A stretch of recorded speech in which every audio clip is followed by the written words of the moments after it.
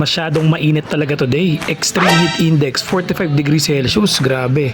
Ang init din ng bangayan ng PCX owner at mga NMAX owner dahil sa video na in-upload natin sa FB page natin dun sa vlog ni Kosa. Na mukhang nagkakapersonalan na nga na para lamang sa straight drag race nitong si Yamaha Turbo TechMax 2025 V3 at si PCX 160 Road Sync ni Honda na parehas po itong bago. Dahil nitong February lang ay inilabas na ni Yamaha itong si Turbo TechMax V3 pero itong si PCX 160 Road Sync ay wala pa din ng Honda.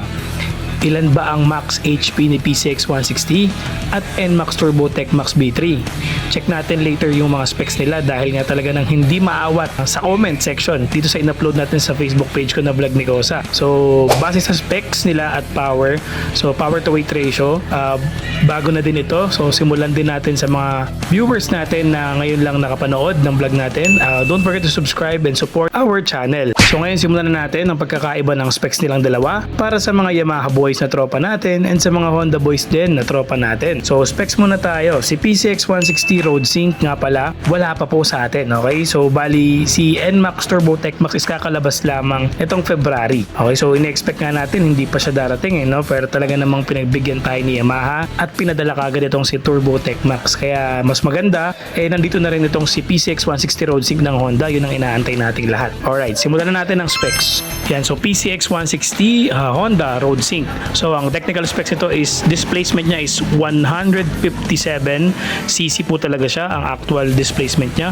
156.9. So round off natin 157. Single overhead camshaft, 4-stroke 4 valves po ito. Liquid cooled PGM, fuel injected engine. Max power niya is 15.8 horsepower at 8,500 RPM. So yan po ang para sa PCX na Road Sync. 15.8 horsepower po at 8,500 RPM ang kanyang max power. Sa max torque naman is 14.7 Newton meter at 6,500 RPM. So yan yung torque niya, 14.7. And then compression ratio naman tayo, 12.0:1. Bore and stroke 60 by 55.5 mm. At ang kanyang timbang naman is 133 kg lamang. Ayan po ang kay PCX 160 Road Sync ng Honda. Tungo naman tayo kay NMAX Turbo TechMax. So ano ba ang specs nito? Ito po ang kanyang technical specs. 155cc displacement, sakto po yan. Single overhead camshaft po ito. 4-stroke din po at 4 valves and liquid cooled. Parehas po sila. Pero itong si NMAX ay merong YE-CVT engine. So ito yung Yamaha Electric or Electronic CVT. Ito nga po yung Y-Shift Turbo.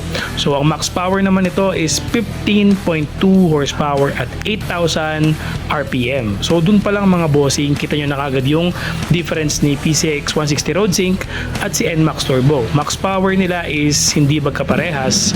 So sa max power, obvious naman na mas mataas po si PCX 160 compare kay NMAX. So again, 15.8 po si PCX at 15.2 naman po si NMAX Turbo. Sa max power po yan. Pati po sa RPM nun is 8,000 lang po si NMAX Turbo. Sa max torque naman po tayo, si NMAX Turbo naman po is may 14.2 Newton meter at 6,500 RPM. Again, mas mataas din po dito sa max torque niya si PCX 160 compare kay NMAX Turbo TechMax na 14.2 lang. Ayan. So, dun pa lang sa dalawang yun, max power at max torque, mas lamang talaga si PCX 160 sa kanyang technical specs. Compression ratio 11.6:1 and bore and stroke nito 58 by 58.7 mm. So, ayan, kita nyo naman, bore and stroke ni PCX is 60 by 55.5.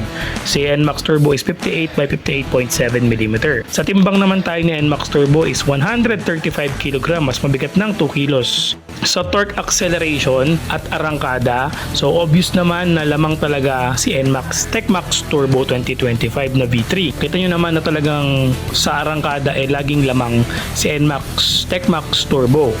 Knowing na dapat mas lamang si PCX dahil nga mataas po ang torque ng PCX compare kay NMAX Turbo TechMax. So again, technical specs po nila to, base po to sa planta sa kanila, pero mas lamang po sa acceleration itong si NMAX TechMax Turbo. Ito kahit nakalagay na sa specs na mas mataas si PCX ng torque, pero mas lamang pa din si NMAX Turbo kapag actual na. Kita nyo naman, mas lamang talaga yung pagitan ni NMAX Turbo sa arangkada. Halos isa't kalahating motor ang pagitan. Pero sa NMAX power naman ay medyo malaki ang lamang ni PCX 160 Road Sync. 0.6 lang yan yung lamang ni PCX 160 compare kay NMAX Turbo. Pero yung 0.6 na yan is napakalaki ng difference niya sa running performance ng makina or ng engine. Kaya pagpalo ng 8K RPM ni PCX 160 Road Sync dun sa lumalabas na video, dun sa in-upload natin, paglampas ng 8K RPM, dire-diretso na siya, talagang lumalabas yung power niya.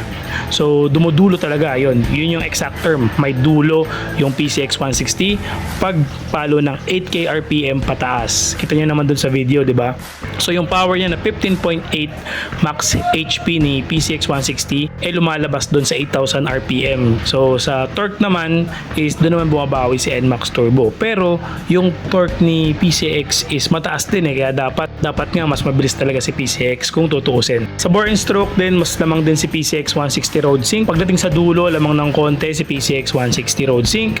Pero sa arangkada, lamang talaga ng malaki si NMAX Turbo TechMax. Ayan. So, yung salitang turbo nga pala ay katumbas ng dagdag arangkada na ginawa ni Yamaha para sa NMAX. To give more punch sa arangkada at sibat ng scooter. So, pero mas useful ito para sa akin yung ganitong setup ng makina na turbo or Y-shift. Mas useful ito na engine improvement kung sa paahon gagamitin na road condition at with back ride or medyo may kabigatan ang load ng scooter or nakasakay.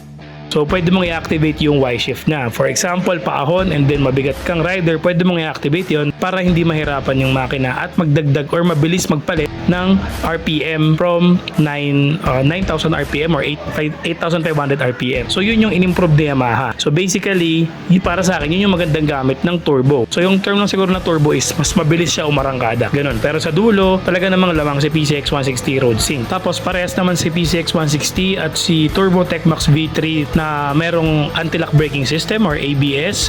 Meron din silang traction control system parehas. May phone connectivity rin sila parehas. At may dual rear shock absorber din sila na may sub-tank parehas. So, yun naman yung panalong safety features nilang dalawa. Mapa PCX 160 Road Sync or NMAX Turbo TechMax V3, parehas silang safe gamitin dahil nga may ABS, traction control system, tapos pwede ka pang mag-phone connect, mag-Bluetooth or mag-music sa iyong intercom, and pwede ka rin gumamit ng navigation while driving. So, yun yung Garmin navigation kay Turbo TechMax, and yung isa naman is yung parang phone connect na maps kay PCX 160 na Road Sync. Da-download mo lang yung application. So, para sa akin, parehas na solid tong dalawang motor na to. Kaso as of today, si NMAX Turbo TechMax V3 2025 pa lang ang available sa Pilipinas. Nakakagulat din ang pagdating sa atin nito na halos kapresyo lang din ng standard na V2 yung standard version ni TechMax, di ba? So ang next release na inaabangan ng lahat ay ang susunod na PCX 160 Road Sync ng Honda. Yan. So may mga usap-usapan na ako naririnig na April daw ito lalabas. Totoo kaya yun? Well, malalaman natin yan sa next vlog natin. So again, PCX 160 Road Sync versus NMAX TechMax Turbo. Lamang po sa arangkada si NMAX TechMax. Pero lamang po sa dulo ng kokaunti si PCX 160 Road Sync. Base po rin sa kanilang technical specs. Pero syempre depende pa rin yan sa rider weight at road condition. Again, don't forget to subscribe and like my channel, Vlog Nicosa.